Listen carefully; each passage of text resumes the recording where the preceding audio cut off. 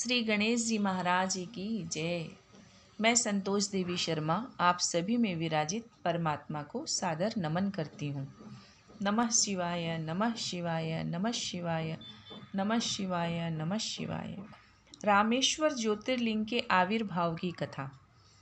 सूत जी कहते हैं, ऋषियों, अब मैं यह बता रहा हूँ कि रामेश्वर नामक ज्योतिर्लिंग पहले किस प्रकार प्रकट हुआ। इस प्रसंग को तुम आदरपूर्वक सुनो। भगवान विष्णु के रामावतार में जब रावण सीता जी को हर कर लंका में ले गया, तब सुग्रीव के साथ 18 पद्म वानर सेना लेकर श्री राम जी समुद्र तट पर आए। वहाँ वे विचार करने लगे कि कैसे हम समुद्र को पार करेंगे और किस प्रकार रावण को जीतेंगे। इतने में ही श्री राम को प्यास लगी। उन्होंने जल मांगा और वानर मीठा जल ले आए। श्री राम ने प्रसन्न होकर वह जल ले लिया। तब तक उन्हें स्मरण हो आया कि मैंने अपने स्वामी भगवान शंकर का दर्शन तो किया ही नहीं, फिर यह जल कैसे ग्रहण कर सकता हूँ। ऐसा कहकर उन्होंने उस जल को नहीं पिया। जल रख देने के पश्चात रघुनंदन ने पार्थिव पूजन किया। आवाहन आदि 16 उपचारों को प्रस्तुत करके विधि पूर्वक बड़े प्रेम से शंकर जी की अर्चना की।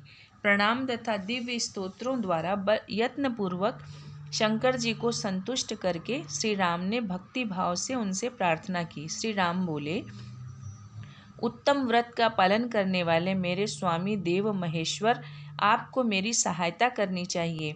आपके सहयोग के बिना मेरे कार्य की सिद्धि अत्यंत कठिन है। रावण भी आपका ही भक्त है, वह सब के लिए सर्वथा दुर्जय है, परंतु आपके दिए हुए वरदान से वह सदा दर्प में भरा रहता है। वह त्रिभुवन विजयी महावीर है। इधर मैं भी आपका दास हूँ, सर्वथा आपके अधीन रहने वाला हूँ। सदाशिव यह विचार कर आपको मेरे प्रति पक्षपात करना चाहिए। सूत जी कहते हैं, इस प्रकार प्रार्थना और बारंबार नमस्कार करके उन्होंने उच्च स्वर से जय शंकर, जय शिव इत्यादि का घोष करते हुए शिव का स्तवन किया। फिर उनके मंत्र के जप और ध्यान में तत्पर हो गए। तत्पश्चात पुनः पूजन करके वे स्वामी के आगे नाचने लगे। उस समय उनका हृदय प्रेम से द्रवित हो रहा था।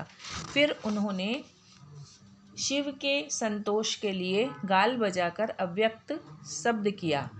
उस समय भगवान शंकर उन पर प्रसन्न हुए और वे ज्योतिर्मय महेश्वर वामांग भूता पार्वती तथा पार्षद गणों के साथ शास्त्रोक्त निर्मल रूप धारण करके तत्काल वहां प्रकट हो गए। श्री राम की भक्ति से संतुष्ट चित्त होकर महेश्वर ने उनसे कहा, श्री राम तुम्हारा कल्याण हो, वर मांगो। उस समय उनका रूप देखकर वहां उपस्थित हुए सब लोग पवित्र हो गए। शिव धर्म परायण श्री राम जी ने स्वयं उनका पूजन किया। फिर भांति भांति की स्तुति एवं प्रणाम करके उन्होंने भगवान शिव से लंका में रावण के साथ होने वाले युद्ध में अपने लिए विजय की प्रार्थना की। तब राम भक्ति से प्रसन्न हुए महेश्वर ने कहा, महाराज तुम्हारी जय हो। भगवान शिव के दिए हुए विजय सूचक वर एवं युद्ध की आज्ञा को पाकर श्री राम ने नतमस्तक हो हाथ जोड़कर उनसे पुनः प्रार्थना की। श्री राम बोले, मेरे स्वामी शंकर, यदि आप संतुष्ट हैं तो जगत के लोगों को पवित्र करने तथा दूसरों की भलाई करने के लिए सदा यहाँ निवास करें। सूत जी कहते हैं, श्री राम के ऐसा कहने पर भगवान शिव वहाँ ज्योतिर्लिंग के रूप में स्थित हो गए। तीनों लोकों में रामेश्वर के नाम से उनकी प्रसिद्धि हुई। उनके प्रभाव से ही अपार समुद्र को अनायास पार करके श्री राम ने रावण आदि राक्षसों का शीघ्र ही संहार किया और अपनी प्रिया सीता को प्राप्त कर लिया। तब से इस भूतल पर रामेश्वर की अद्भुत महिमा का प्रसार हुआ। भगवान रामेश्वर सदा भोग और मोक्ष देने वाले तथा भक्तों की इच्छा पूर्ण करने वाले हैं। जो दिव्य गंगा जल से रामेश्वर शिव को भक्तिपूर्वक स्नान कराता है, वह जीवन मुक्त ही है।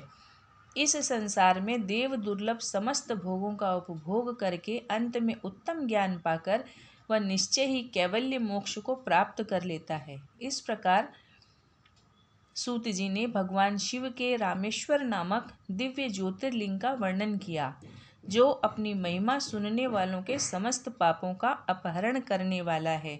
नमः शिवाय, नमः शिवाय, नमः शिवाय, नमः शिवाय, नमः शिवाय।